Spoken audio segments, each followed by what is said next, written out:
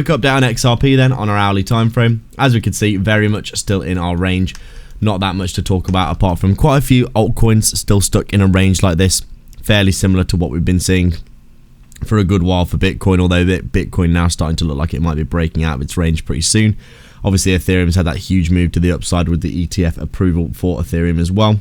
Overall, right now, we are just basically seeing XRP consolidating out that support level that we've been at for such a long time now.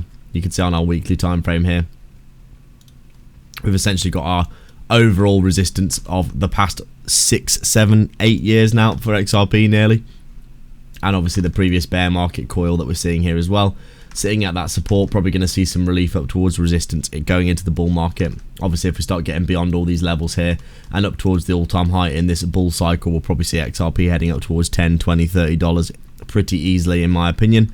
Obviously, with the SEC case probably being resolved this year as well, we're probably going to see XRP have some very, very choppy, crazy volatility as well.